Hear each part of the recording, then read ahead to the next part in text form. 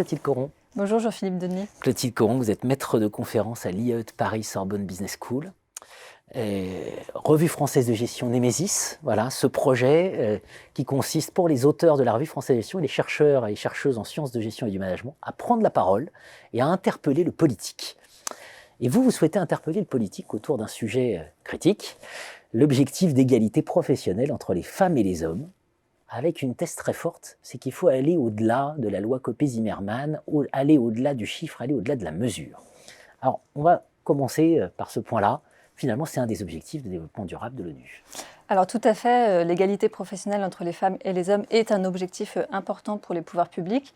On le voit dans la multiplication des lois sur l'égalité professionnelle. Depuis la loi Roudy de 1983, il y a eu la loi Génisson de 2001 qui impose aux entreprises de négocier un accord d'égalité professionnelle avec les syndicats, la loi Copé-Zimmermann que vous avez évoquée, la loi Vallaud-Belkacem et puis plus récemment l'index d'égalité professionnelle. Donc depuis 2019, les entreprises françaises doivent publier annuellement leur score à un indice d'égalité professionnelle dont la formule a été définie par le gouvernement.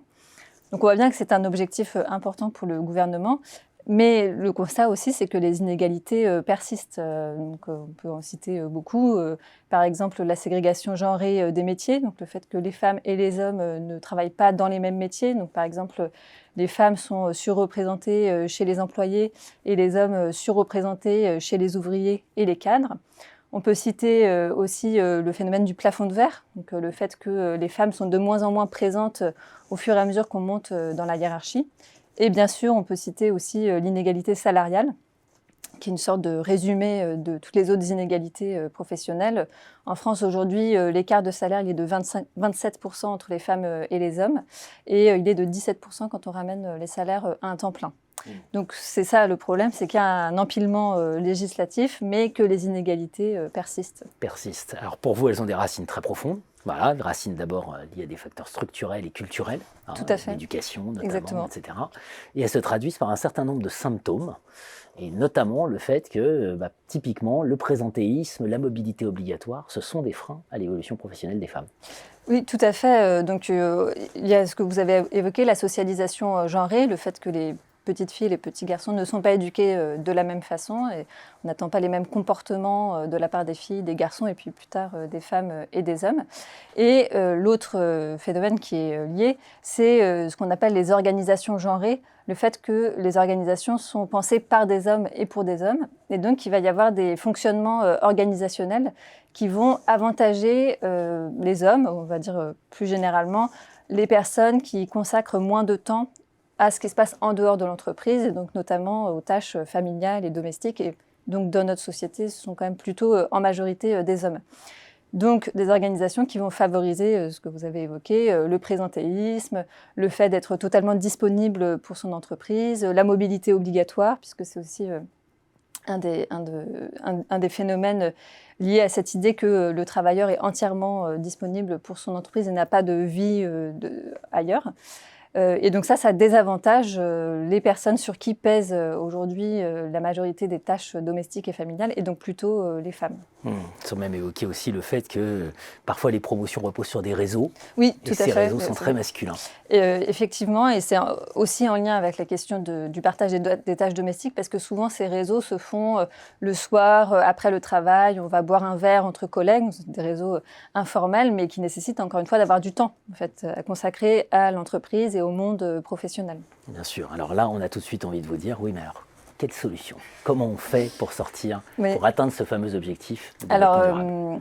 Effectivement, aujourd'hui, les solutions légales, elles se sont concentrées sur ce qui est mesurable, ce qui est visible. Donc, par exemple, la féminisation des postes à responsabilité, voire très haute responsabilité avec la loi Rixin qui est très récente. Donc, ce qui est facilement mesurable.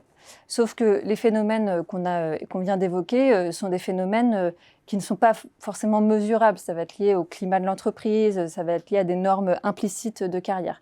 Donc ça va nécessiter une réflexion sans doute plus approfondie sur les processus organisationnels, sur les attendus en matière de carrière. Et cette réflexion, elle est longue, elle prend du temps. Donc on comprend aussi que les entreprises n'aient pas forcément envie de faire cet effort-là, mais c'est sûr que l'égalité professionnelle passera nécessairement par cette réflexion sur qu'est-ce qu'on attend exactement des salariés, qu'est-ce qu'on valorise chez les salariés.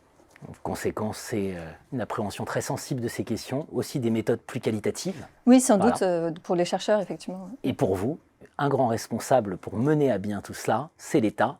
Et avec un rappel, c'est depuis 1995, l'Union européenne préconise précisément de se saisir directement de cette question. Oui, tout à fait. Depuis 1995, l'Union européenne préconise une approche dite de gender mainstreaming, donc qui n'est pas forcément toujours bien traduite en français. L'idée, c'est de tenir compte de cet objectif d'égalité professionnelle femmes-hommes dans tous les projets, tous les processus que les entreprises ou l'État peut mener.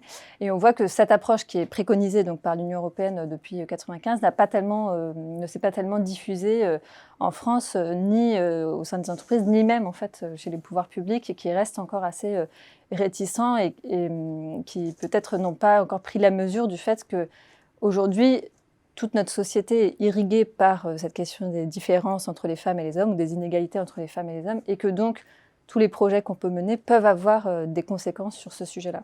Bien sûr, l'objectif d'égalité professionnelle entre les femmes et les hommes nécessite une réflexion de fond sur les fonctionnements des organisations de travail. Merci Clotilde Coron. Merci Jean-Philippe Denis.